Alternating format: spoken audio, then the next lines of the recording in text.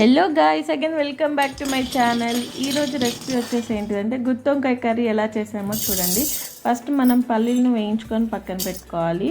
తర్వాత ధనియాలు, అలాగే ఒక 5 to 6 లవంగాలు, 2 యాలకులు, ఇంకా అలాగే దాల్చిన చెక్క కూడా వేయించుకొని పక్కన పెట్టుకోవాలి. తర్వాత కొంచెం ఆయిల్ వేసుకొని ఉల్లిపాయ ముక్కలు కూడా వేసుకొని వాటిని కూడా లైట్ బ్రౌన్ కలర్ వచ్చేంత వరకు వేయించుకోవాలి.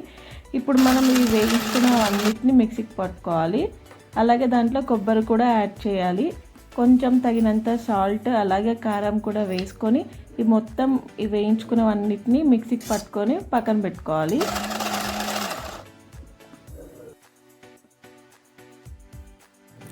చూసారా, పేస్ట్ అనేది ఈ కన్సిస్టెన్సీలో ఉండాలి. సో అలాగే మనకి వాటర్ కూడా కొంచెం యాడ్ చేసుకొని మొత్తం పేస్ట్ని రెడీ చేసుకోవాలి. తర్వాత మనం వంకాయని నీట్గా వాష్ చేసుకొని వాటిని 4 సైడ్స్ కట్ చేసుకోవాలి. కట్ చేసుకొని దాంట్లోకి మనం ప్రిపేర్ చేసుకున్న ఆ మసాలాను అయితే స్టఫ్ లాగా పెట్టుకొని సైడ్కి పెట్టేసుకోవాలి.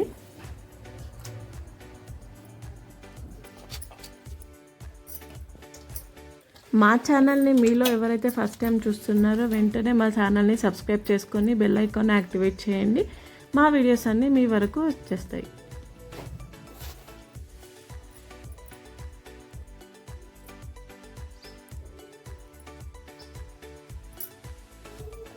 ఇప్పుడు మళ్ళీ అదే బాండీలో సరిపడంత నూనె వేసుకొని మనమైతే వంకాయలలో ఆ మసాలా స్టఫ్ పెట్టుకున్నాం కదా, ఇప్పుడు ఆ వంకాయలన్నిటిని మనం కొంచెం మగ్గించుకోవాలి.